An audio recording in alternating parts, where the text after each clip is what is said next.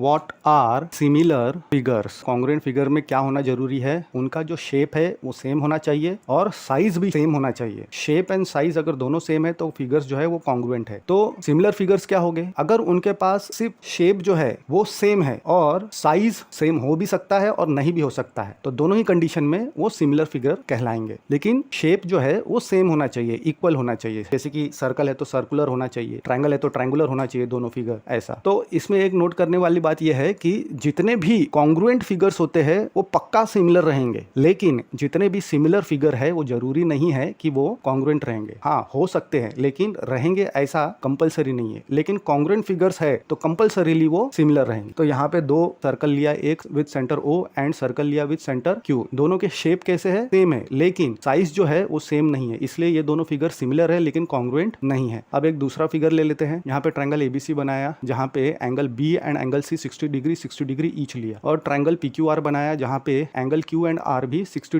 Degree लिया। अब यहाँ पे देख सकते हैं कि इनके करस्पॉन्डिंग एंगल्स जो है इक्वल आ रहे हैं, लेकिन उनके करस्पॉन्डिंग साइड्स जो है इक्वल नहीं है। यानी शेप सेम है, मतलब दोनों इक्विलैटरल ट्रायंगल है, लेकिन दोनों के साइजेस कैसे है, डिफरेंट होने के कारण ये सिमिलर होंगे। तो यहाँ पे point A corresponds to point P हम बोल सकते हैं, point B corresponds to point Q, point C corresponds to point R। हम ऐसा करस्पॉन्डेंसी स्टैब्लिश कर सकते हैं। Side AB corresponds to side PQ, side BC corresponds to side QR and AC corresponds to PR। ऐसा relationship हम establish कर सकते हैं। Similarly for angle, angle A corresponds to angle P, angle B corresponds to angle Q and angle C correspond to angle R। अब next figure देखेंगे, यहाँ पे हमने एक रेक्टेंगुलर टाइप लिया हुआ है ABCD, इसको हम बोल सकते हैं क्वाड्रिलैटरल ABCD लिया हमने, क्वाड्रिलैटरल PQRS लिया हमने। अब इसमें हम देख सकते हैं दोनों क्वाड्रिलैटरल जो है सिमिलर रहेंगे, लेकिन वो एंगल्स उनके सेम होने के कारण क्वाड्रिलैटरल के सिमिलैरिटी है, लेकिन उनके साइजेस डिफरेंट होने के कारण कॉन्ग्रुएंसी स्टैब्लिश नहीं कर सकते। वैसे ही नेक्स्ट क्वाड्रिलैटरल में भी ट्रेपेजियम, जो दो ट्रेपेजियम लिया, ट्रेपेजियम विदिन ट्रेपेजियम, उन दोनों क्वाड्रिलैटरल में, क्वाड्रिलैटरल मतलब फिगर विद 4 साइड्स, तो